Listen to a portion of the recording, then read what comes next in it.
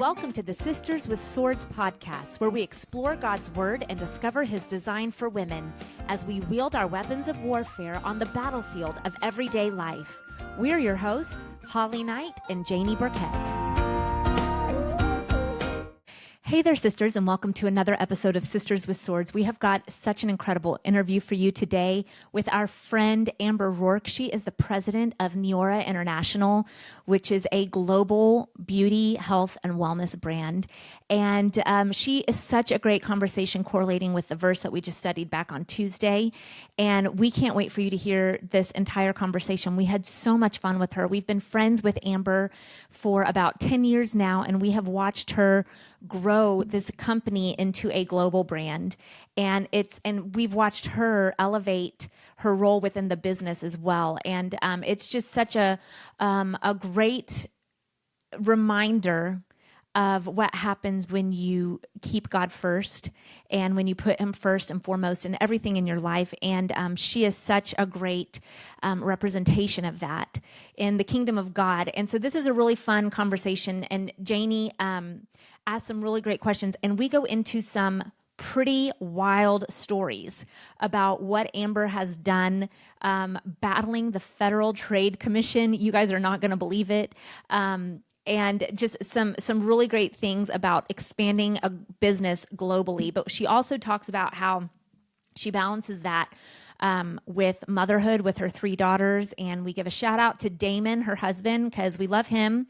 So Damon, you're represented here as well. Just wanted to let you know that.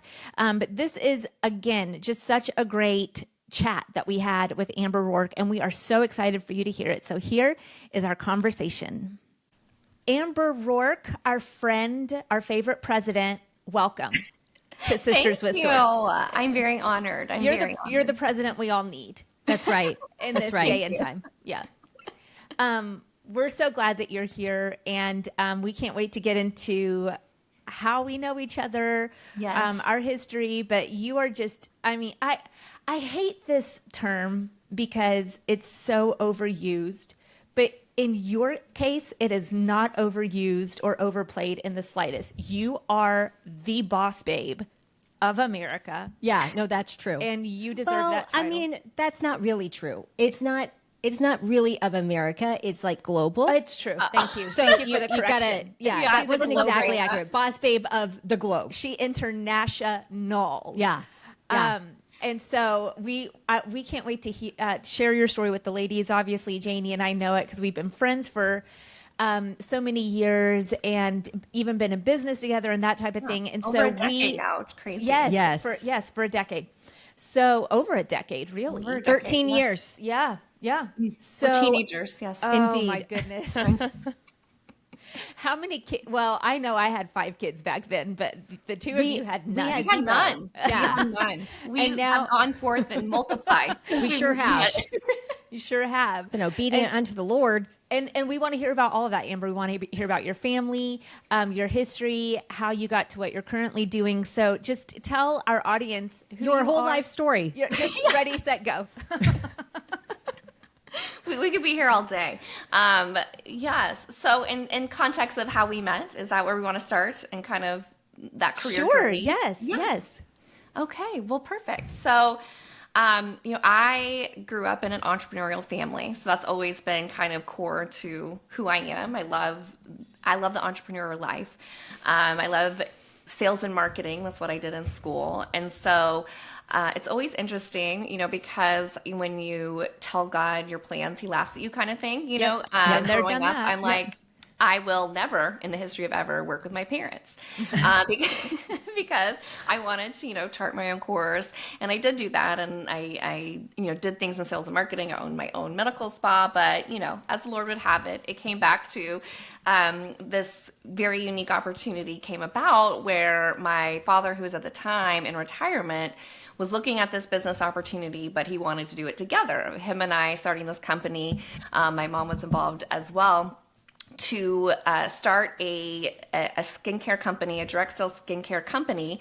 And we had this kind of difference as a background, him more on the entrepreneurial and direct sales side, me more on skincare, because at that time I ran a medical spa for a couple years in sales and marketing. So I took the leap of faith and we started Neora together 14 years ago. We just had our 14-year anniversary, which is crazy. I don't feel that old. But then that has been my career path for the last 14 years is scaling the company. We've done over $2 billion in sales. We've done multiple international expansions. So it has been a huge part of what I do on a day-to-day basis, starting in kind of just the marketing side, then expanding to over into the sales side and leadership development and all of the things. So along that path is where I met you lovely ladies. Yes.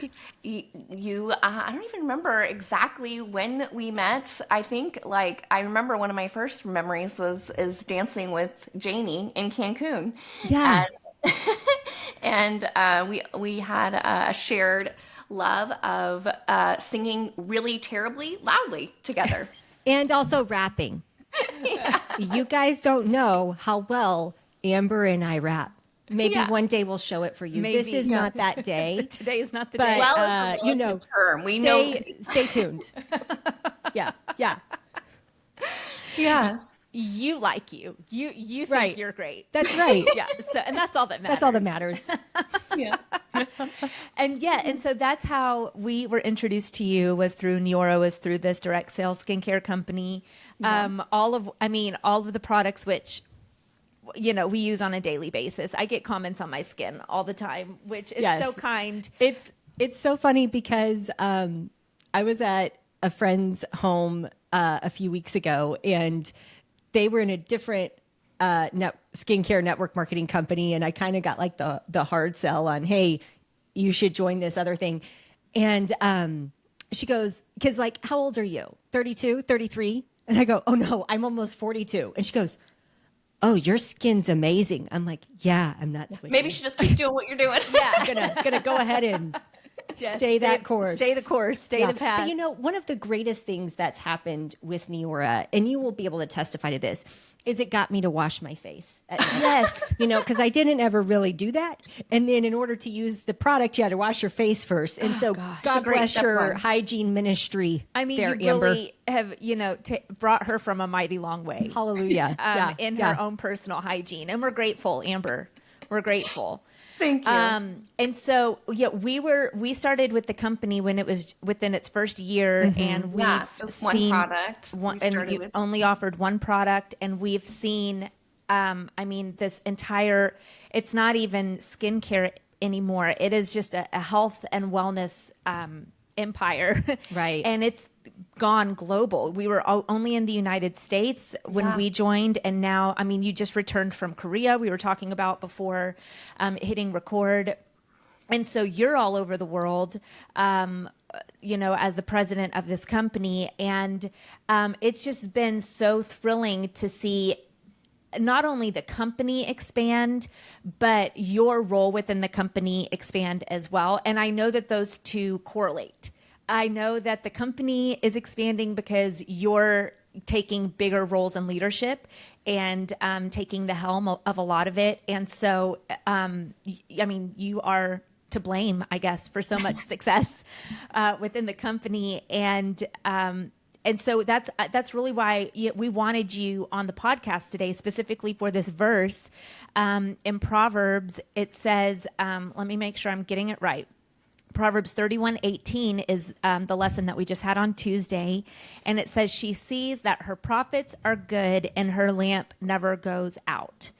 And I would have to imagine being the president of a global company. What is the pressure like on you on a day-to-day basis? Or do you feel the pressure, or is that pressure meant for somebody else and not you because you're focused on it?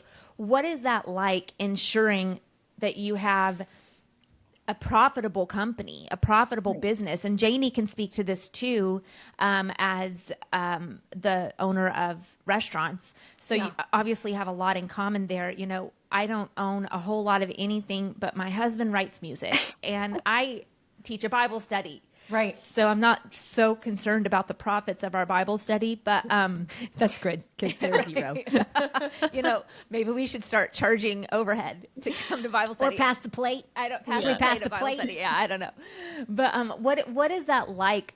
Do you feel pressure? Is there pressure? What is that like on a day-to-day basis for you?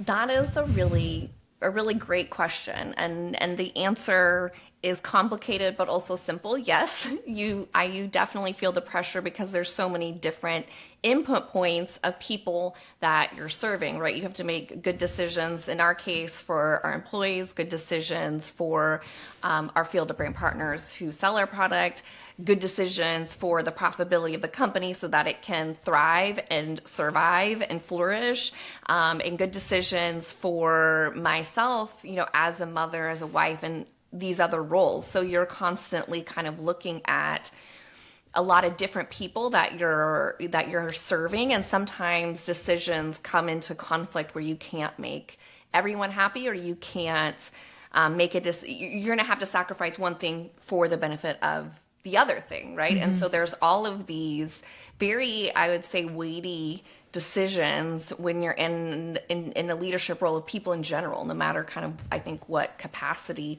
that you're in. And so I think over 14 years in, that pressure remains the same, but I think how I internalize or don't internalize that pressure has definitely shifted as I've grown, and leaned more into my faith, because I can't really imagine, without having that compass, how much that weight could break you without something else being your core identity than that. That's great.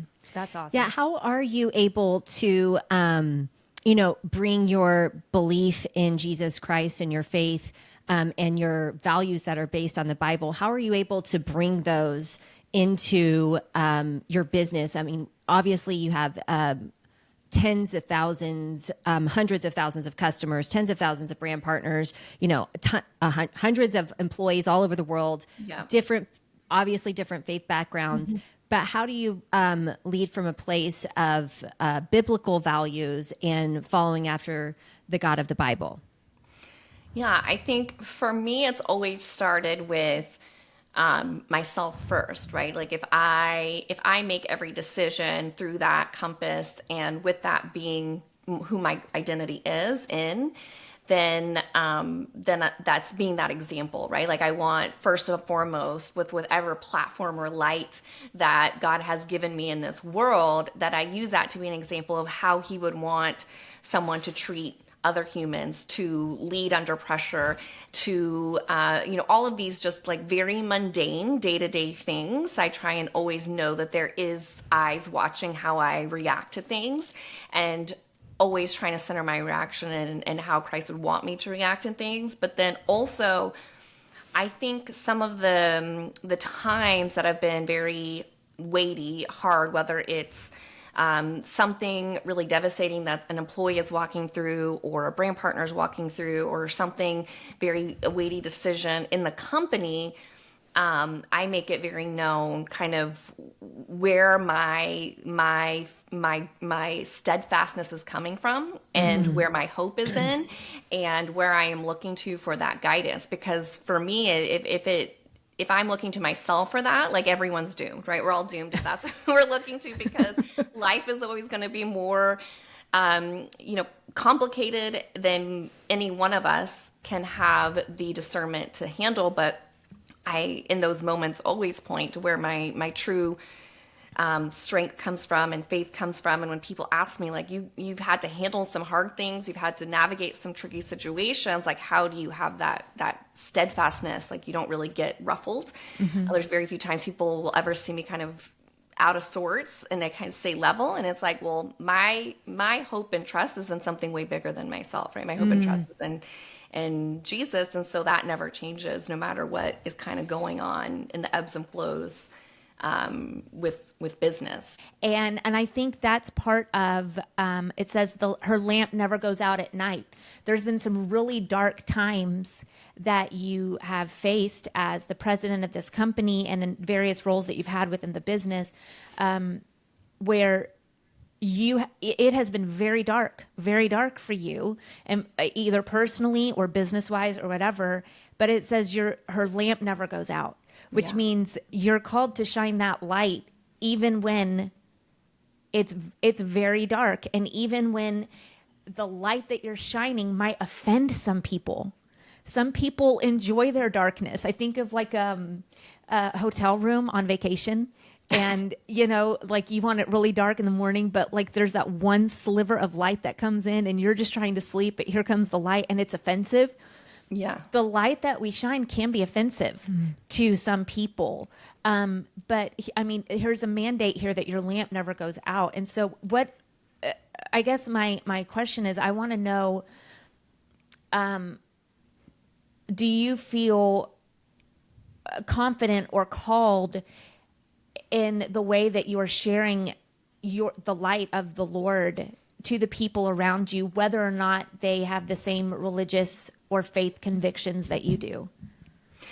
Yeah, for sure. I think, especially when you think about it from a business perspective, obviously operates in the secular world, right? Yes. It's like, and so as a business owner, as a president of a business, that's kind of you're operating in that way. And so I do believe like it's very important that people feel comfortable with whoever they are, whatever their beliefs are, wherever they Yes. come from, right? Yes. And my role, though, is not, I feel like, is to also live in my truth and to Yeah. lean into my beliefs and my faith in those hard times. And maybe that, illuminates for them something around that faith, or maybe it illuminates for them to have that same conviction in what they believe. But at the end of the day, if we're all just shrinking and dimming our own lights and our own beliefs and not try and fend other people, like where does that get any of us? Right. So, it's like you have, as a business owner, it's very important to me that there is a seat for everybody, but it's also important to me that everybody feels empowered to show up in the fullness of who they were, who they were created to be, and what they believe. Amen. Okay, so into that again, being your friend and walking through this evolution that you've had over the last 14 years in the business, talking about dimming your light and that type of thing. One of the things, and again, you and your father and your mother co-founded this business, and so, but what people don't know is that you have not, number one, you have not always had the leadership role that you've had. Number two, you have had to literally earn every That's right. every promotion you have been given. I'm so glad you're bringing and this up, every Janie. time also you have had people who have said, no, Amber, sit down, shut up, we don't need your voice. She's a Nepo baby. Right. She's And, handed this because of her last name. She doesn't deserve this. I'm getting angry even talking about it. Yeah. Lord Jesus. because anyway. that is true in some cases. Like we have seen people get promotions, or people Right. get jobs that they don't deserve because of their last name or because of who their parents are. So Right. that is an actual thing. But Yeah. not for 1 second has that been not your with- testimony. If anything, it has been the other way. Yes. You've Correct. been the one that should have been promoted, but you weren't because of your last name. So Correct. is there anything else left to talk about, or did I just feel? Can you tell us anything about Just that? go. Ready, Tell go. me. Yeah. I no, it because it is a part of my story, right? And I've shared that is that my path was a lot harder because of that dynamic, for sure, and because of certain people that were a part of the company in certain seasons that maybe were threatened by that, and so very much in every kind of way tried to kind of hold me down and put me to the side. And I think back on it now, though, and I think about what that shaped in me. And when we talked a little bit about getting your identity in something else, right? It was like in those times where, in some of the times I've worked the hardest in a business is when I got the least amount of, praise or actual, fulfillment from that hard work, right? That the hard work, when we think about this verse, right? It's like the hard work, still doing the hard work, even though people are going to say what they're going to say, still doing the hard work without the reward that you're really, maybe wanting. You learn to do the hard work, even if you're not seeing the fruit you're wanting in that season, but you're faithful in that hard work because that's what is glorifying to God, because he gave you these skill sets. He gave me these abilities. They give me this talent that if my identity is truly centered there, then while all those things are very frustrating, it didn't take me off the path to stay faithful in that season. Yeah, yeah. Okay, the other thing that I wanted to talk about with you too is, again, in this verse it says, her lamp never goes out at night. And one of the things that we see all throughout Scripture, particularly in like Nehemiah and in Ezra, we see that there were watchmen on the wall. And that's one of the things I think about with this Proverbs 31 woman, is that she's a watchman because she has her lamp on. Why does she have her lamp on? She's looking out or watching over her household. And not only is that done in prayer and in intercession, but a lot of times intercession actually is doing something. And I think the biggest thing, anybody that's listening right now, if you're a real estate agent, if you're in another direct sales company, if you're a insurance agent, you sell insurance or anything like that, Amber and her company have actually interceded on your behalf by suing the FTC, the Federal Trade Commission, and winning. And I will let you talk about that in a second. But if you guys have ever listened to, oh gosh, I think it's been, people have talked about it on both like Joe Rogan and on Tucker, certain people in the tech industry that have been like debanked because they've had lawfare come against them from the government. Amber's family has been debanked. Like, you don't think that this happens to normal people. It happens to normal people who have small children and who trying to go to school and the soccer games. And if you don't know what it's like to be debanked, like that is especially at the hand of your government, you pay taxes to. See, I'm getting mad again. Amber, start talking so I don't get so mad. Ready, go. Yeah. So do you see, this is why the Lord has entrusted this to Amber, because I'm getting Janie so could never I could do never what you do, Amber. No. But it's okay. But this is why we're friends. See, I get angry for her, and then she can be Christ-like. Yes, that's right. That's right. Well, it's an interesting situation, right? Because it was, very much like, government trying to oppress the whole industry to say, we don't think that you should, be able to run your business the way you are. We basically, government in general is not pro-entrepreneurship. So we put that aside. It's like they had been able to bully companies into agreeing to what they wanted to do, which basically was that you can only pay commissions to the person who makes the sale of a product. You couldn't pay any overrides to anyone else, which is absurd because that's literally how every single sales organization in the country works. So put that aside. It's like when you talk about, faith and how that informs your business decisions, I think this is a prime example, because when we were kind of going through this and we said, basically, we're not going to back down. And again, if our core identity, you're going to get slung through the mud. You're going to go through all these things. You're going to, on a personal level, on a company level, you're deciding to walk a very hard road. And we were deciding to walk a road that quite literally no other company had ever walked. No one had successfully walked down this road. So there's nothing in the there's not like a playbook. There's nothing in the earthly experience. There's no precedent to say, let's follow this path. Like, let's go here. And so there's like, well, there's, no one who's followed this path that kind of took them on and said, you don't actually get to do this. And, we'll take it all the way to federal court, which we did, and won unanimously. But there's so many decision points throughout that process where they're trying to put every pressure point they can to get you to acquiesce. And all of those times I felt, when talking about like a peace that, surpasses any understanding. I think that's what that I personally and we personally had the whole time, is just this peace that God had it, that we were being faithful again and the next steps to take. And I never really had, we could have lost everything.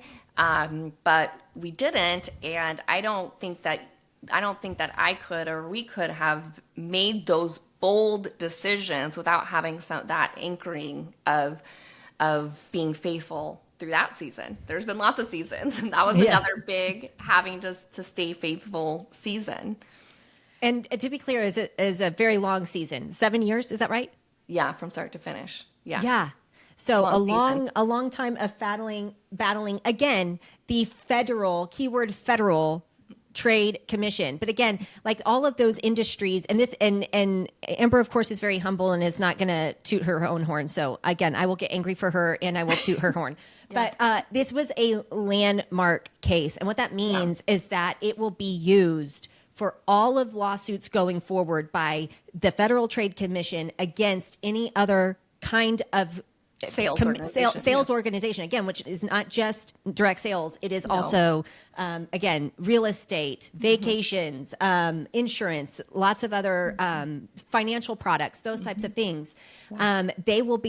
Companies will now be able to point to this case and be able to defend themselves against the FTC because of the boldness and the obedience of Amber and her family. And I'm getting chills, like even just thinking about that. And so I just love that, again, you embody that Proverbs 31 woman that is not simply just praying. And y'all know I love prayer. I love intercession, and it can really move things. But at the same time, Nehemiah had, they were building with one hand and they had a sword in the other. And that's what you've done this whole time. You've been building this company, but you've also had a sword in the other hand to be able to fend off anything coming against your company and the people who have put their trust and their financial trust in the company and have partnered with you and have put in the sweat equity and have put in the long hours and have put in the heart and the tears. And you're saying, we're going to defend them while we build. Yeah. And especially here in the Dallas area, it's kind of like a hub for these types of businesses, these companies, network marketing, direct sales, whatever you want to call it. And we have seen company after company after company that folded when the Federal Trade was it because of the Federal Trade Commission coming after them and affecting the livelihood of people we know who had built really great businesses with some of these other companies, and it was their sole source of income, and they were making really great income. Correct. And they lose overnight. And there's no severance, and there's and like you wake up and you have nothing. Yeah. And that could have been the same thing with Neora, but you and your family said no. And if Correct. I can be so bold, you said hell no. Right. Y'all ain't coming for us. Right. You're not coming for our company. You're not coming for our employees, our brand partner. It's not happening today. And Correct. you stood up to this federal bully of the Trade Commission and won. And again, it was a 7-year battle. And I bet those attorneys weren't cheap. No, not 7 years of attorney's fees. Liz, I mean, again, as a business owner, I've got attorneys on attorneys on attorneys. So, Amber knows. And let me tell you what, them billable hours, Jake always gets mad at me because I'll be like on the phone with them, like chit-chatting about their kids. And he's like, don't ask about their kids. Like, they're charging us for you talking about soccer. There's 3 attorneys, 3 billable hours happening right now for you to be like, how's your soccer practice this week? That is so funny. Oh my goodness.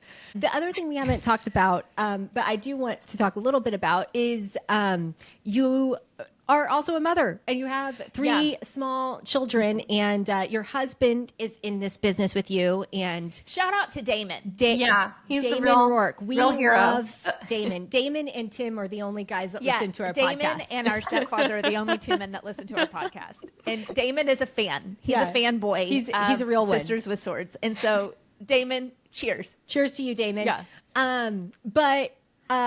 But how has it been going through all of that with the 3 baby girls? And I just, Amber and we were pregnant all the time together, except that one, Byron. Yeah, you lapped me once. I did. But other than that, we've had all the same babies at the same time. It's been so fun. So tell us a little bit about, being a mom to other future Proverbs 31 little entrepreneurs. Yeah, I think that's a great question. And I think for me, I go back to kind of where I started, where I grew up in an entrepreneurial environment. And so what I loved that my parents did is they always gave me context.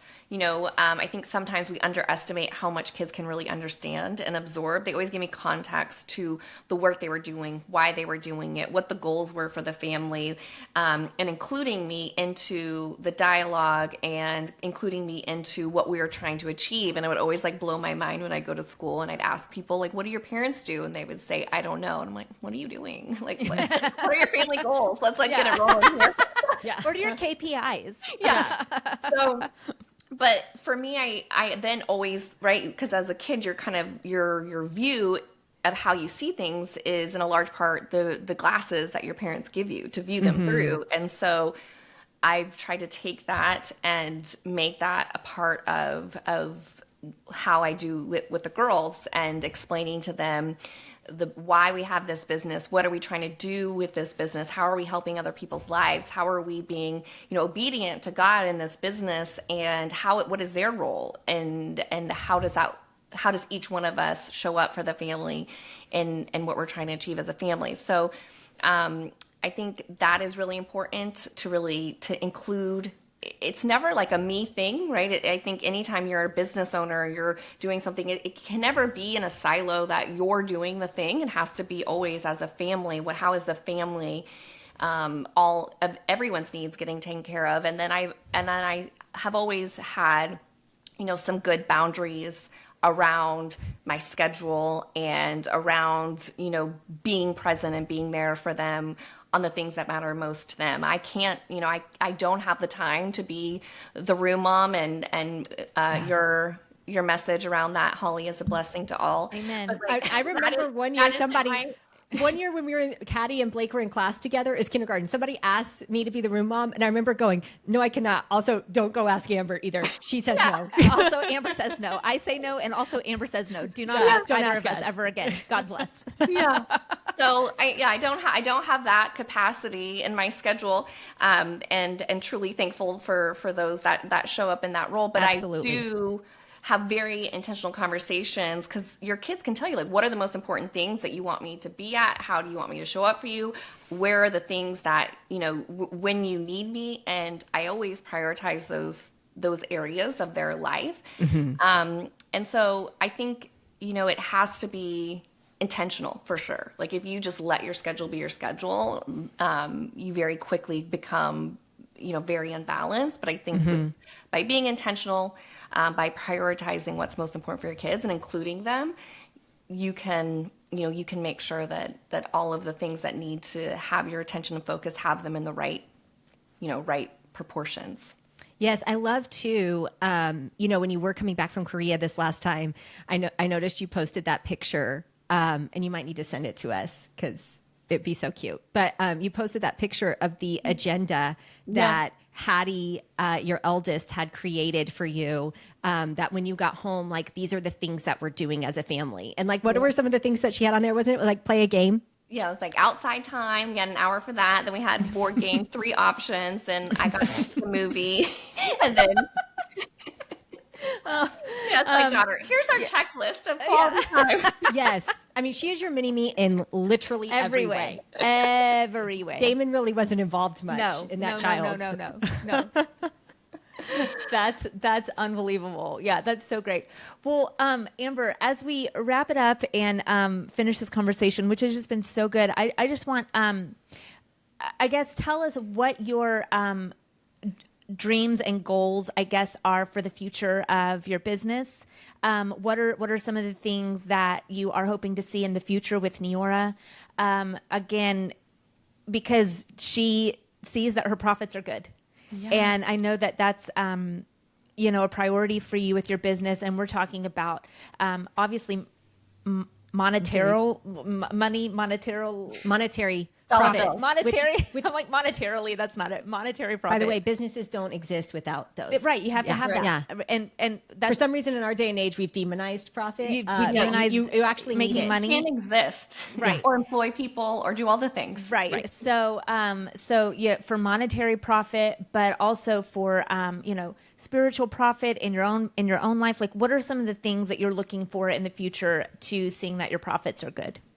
Yeah, that's a great question. I think the season we're in now, thankfully, and I think it's because of being faithful and all the other seasons is where we've had to be, more in the battle and on defense and navigating some things is back into really being focused on growth and scaling the business and developing the people that we lead, whether that's on our home office team and developing them or our field leadership, because we've all done a lot of great things together. And now we have kind of a laser focus on scaling. And there's this amazing book that I just read that's called The Science of Scaling. And our whole executive team wrote it. And it's about kind of how do you simplify everything down to your core competencies as a business to scale really quickly. And so that's what we're really focused on is scalable growth, but to doing it in a way, that fits in our core values, which has always been that kind of North Star of not just doing things to grow, but doing things in a way that will be growth that's a blessing to others in all of the different capacities that our business serves. I love that. Okay, great. one last question. Yeah. I know that you guys went and picked that fight with the FTC. Again, not just on behalf of your own company, but on behalf of the industry. And I know that you are, I really, really hate when people say, are you in a pyramid scheme? Because it's just not the truth. Jake and I, we love the business model of direct sales or multi-level marketing, whatever you want to, network marketing, whatever you want to call it. We love this industry, this channel, because it really can take anybody who has, a small investment into a business owner and be able to, with hard work, nothing comes with calling 3 people and then you're done, as you know, but with hard work and with the right and building yourself up and improving yourself, you can actually really achieve anything that you want to. And so can you just speak really quickly on your love for this industry and why you think it's such a great option for people these days? Yeah, I did a whole kind of State of the Union talk recently because I think that the industry is like definitely in a shift right now that we see. And I don't think, I do think that it's like anything else. Not all companies are created equal. And I certainly can't vouch for every company in the space, just like you can't vouch for any company in any space, right? But Right. I can speak to kind of how we use the channel to empower people, which is to be able to, when you look at even all of the side gigs that are available for whether it's, a mom or whether it's someone needing to supplement what their income is, a lot of it is very heavy on investment of resources and time. Even an Uber driver, you have to have the car, you have to have the insurance, you have to have all these things. Right. So Yeah. our business model works well when you have a really differentiated quality product and you have a model where you can simply use your own experience of that product and recommend it to other people and get rewarded on those sales and then teach other people to do the same thing. That's not how everyone uses the model. That's how we use the model. And I think it truly it is the best positioned when you look at the future of how people discover products because, influencer, culture world is incredibly saturated. And now how that used to break through, now people are kind of tuned out to what influencers say because they Right. don't see it real, right? It worked for a while because they thought it was all real, but like you can only use 17 different lotions before people are like, which one do you actually use? Right. So now people are looking at what is the true, what is people's truth? And I think that's where direct sales shines is because it's about people being empowered to share their own Experience. Yeah. That's like their actual lived experience, whether it's about the products or whether it's around the business model. And I think in future state, when you look at AI, influencer, all the thing, what's going to break through is real authentic Actual experiences. people. Yeah. Actual people with actual experiences Right, that right. there's, that they can speak through genuinely, because genuineness and authenticness, I think, is going to be that currency of the future. Absolutely. Amen. I mean, that right there could be an entire sermon, to be honest Right. with you. I mean, I Right. know you're talking about skincare, but like I Right. felt that. It's true. I really believe it. Well, Amber, thank you so much for your time today. We just love you so much, and you know that. But Thanks for being my friend. and mine too. I And thanks love for you coming. guys. Thanks for coming to Bible study. We didn't say that, but Amber's an OG Bible study girl on Tuesday several night. several of our lessons have been titled from, one of Amber's titles in the past was CMO, and so it was like, hey CMO, what should we title this lesson? So you came And up. she always comes up with it. She came up with great titles for my lessons for Bible study, and that always was she was my go-to for that, because she never had a bad idea, and she always had an idea. So Amber, we love you so much, and thank you, and we're going to make sure that all of our listeners, all of your stuff is linked in the show notes for this, so they can find you, they can listen to your podcast, all that good stuff, and find the skincare products as well. So we love you, Amber. Thank you so much for your time. I love you, ladies. And we love you, sisters. We'll see you next week.